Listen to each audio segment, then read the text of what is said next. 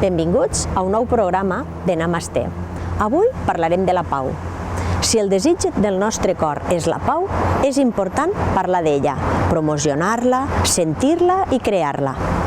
El mes d'octubre va néixer la Fundació Marta Salvat, un projecte d'equip liderat per Marta en el compromís de potenciar la pròpia pau interior i compartir recursos que puguen arribar a tot tipus de persones i col·lectius que desitgen viure en pau.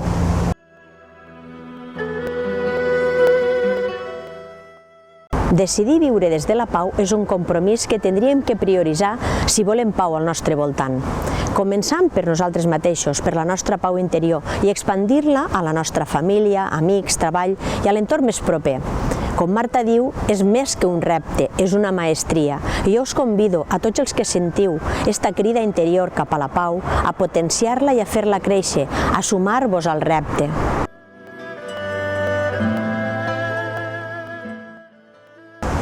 Què preferiu? Pau o felicitat?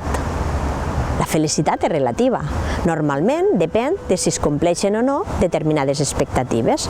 No complir-se les expectatives ens porta al patiment. La pau és una decisió. Sense pau no pot haver felicitat duradera.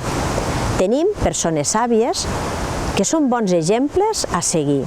Vicent Ferrer va dir: hem d'entrenar la ment i l'esperit per saber viure en pau al mig de les tempestats del món.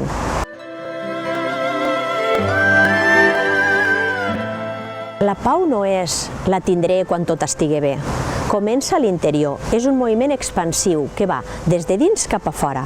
La pau és el nostre patrimoni, des de que naixem. Nosaltres som pau. No esperéssim que el món canvie per estar en pau. Com va dir Gandhi, sigues tu el canvi que vols veure al món. Cadascú, a la nostra manera, busquem sentir la pau interior, enfoquem-nos en la solució en lloc del conflicte. Dediquem 5 minutets al dia a tancar els ulls i estar en silenci observant la nostra respiració, sense canviar res, senzillament observant. Deixem este espai de pau per poder connectar amb el nostre interior.